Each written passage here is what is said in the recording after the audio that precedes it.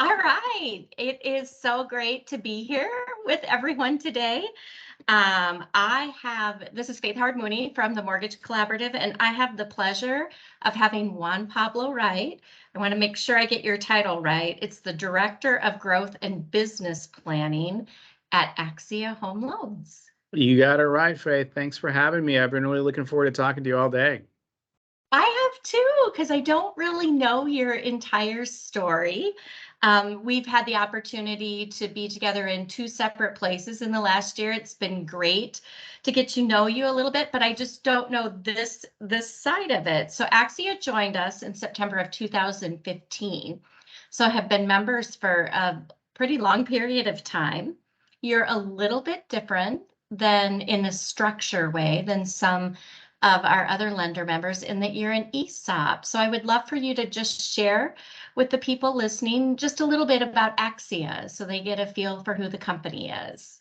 Absolutely, I'd love to. I've actually been with Axia since about 2017. And when we joined the Mortgage Collaborative, we actually weren't an ESOP yet. We were moving towards becoming an ESOP. And an ESOP is an employee stock-owned plan. And it's just a different kind of ownership structure. We are 100% employee owned, and we, at this point in time, through a lot of positive work and a lot of just grind, we're 100% debt free. So what we have is 340, right? It's great. We have 348 active plan participants, and those folks own the company. So it is different in the approach that we've taken. And when the times turn, for example, like recently, we are the stakeholders. So it's really important to make sure that as owners of the company, we take responsibility and commit to those things that help us create a better environment for the business and for the long-term growth of the business. So with an ESOP, the ownership really, what it does is it benefits you in the long term. You're looking to create a reliable and stable retirement for all of the participants in the plan. So number one is we really want to have value creation as an ownership team. Two is we want to have the responsible release of benefits over time for all the employee owners. And then three is we really want to focus on that reliable and stable retirement platform for everyone involved. And that's really one of the big things that makes this so different than anywhere else. Yeah, for sure. And a lot different, probably. Maybe not so different when you've got large amounts of volume flowing in. Definitely when it takes a turn the other way, with everybody having ownership in that, I would imagine there's a difference there with your employee base. Absolutely, because all the money stays inside the company. Really, you got to think about it when you have a private equity that owns you, or you've got a public-facing company, or you've got individual owners, or even just a group of owners.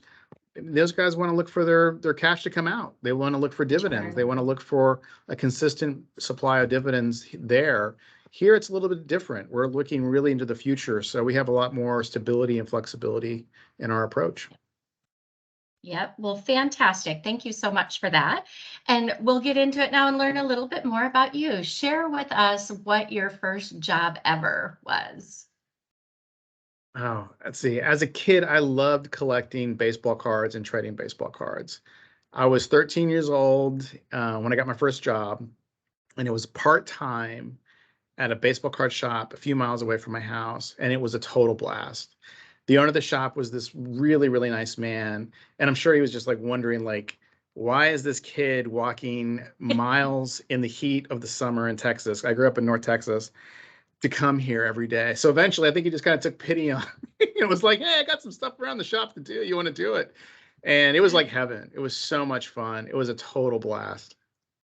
That is an awesome story and a great job for a young person. It's like, so you knew at the beginning of everything to find your passion is what that tells me. It's like it was something that you were interested in, so you're highly motivated to do it.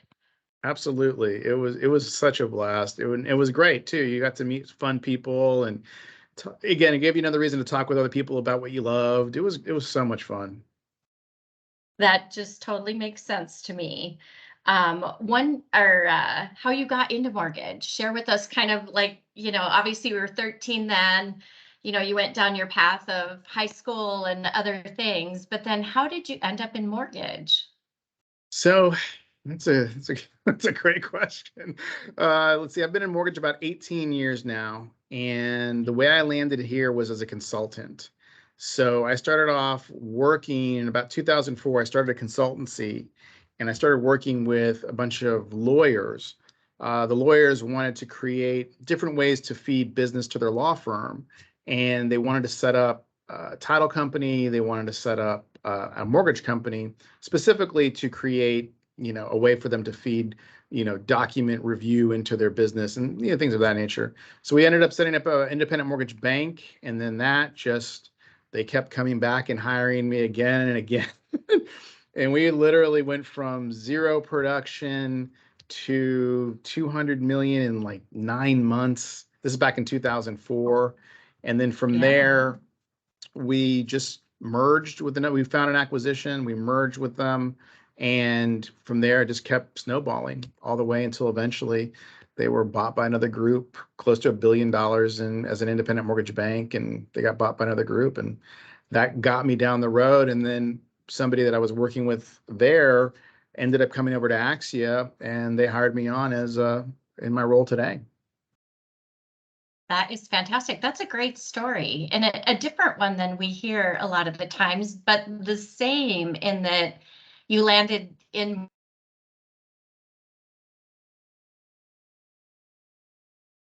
market, kind of got to where we were, and eventually you just choose to.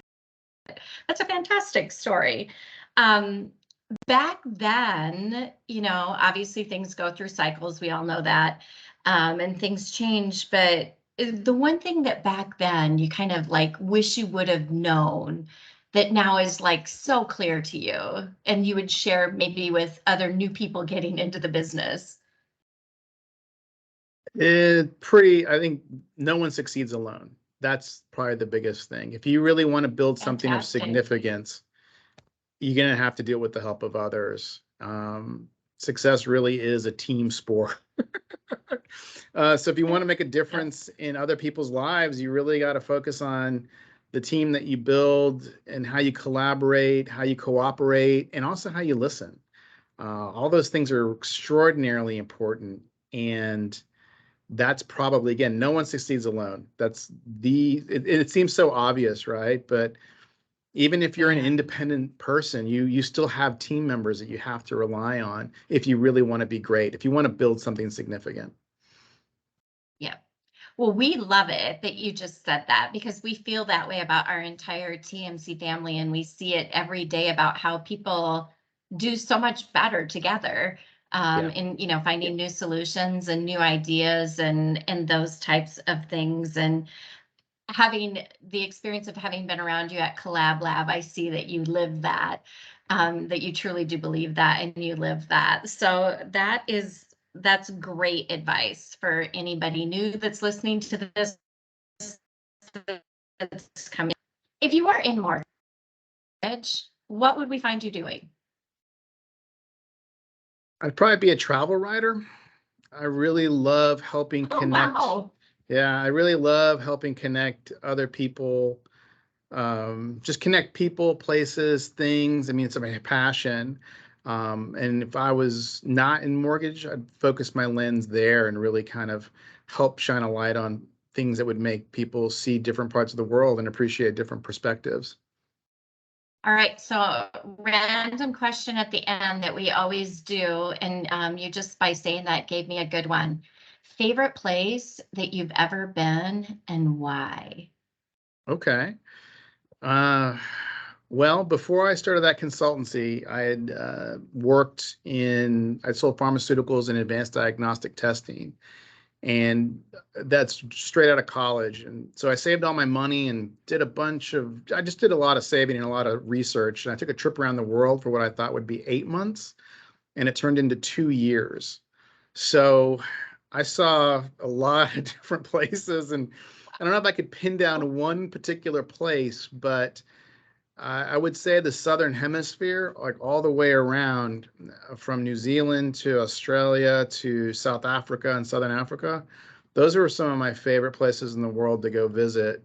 Um, it's just a different kind of flow. It's a different way of looking at the world. And I don't know why it is that way in the Southern Hemisphere, but it is. But if I picked one place that I would go to today, I'd probably go back to Australia. And I have a friend that moved there, an old business partner of mine moved there, and I'd go back because it's just a wonderful place. It's beautiful. The people are great. The way that they engage with just as communities, it's really, really fun. And yeah, that's probably where I'd go back. That is fantastic. So anybody looking to travel somewhere, listen in. That's one of, I don't have a lot of them, but that is one that's on my bucket list. So I'm gonna have to heed your advice now. Make it happen. So Make it happen. It's worth yeah, it. exactly. It's been a pleasure talking with you. It always is. So I'm not surprised by that. We really appreciate, we met in Nashville. Yeah. Am I remembering that? Yes, we met for the first time in Nashville. And you guys have really kind of jumped back in to have your team members engage and everything. And we really, really do appreciate that and love having you as part of our TMC family.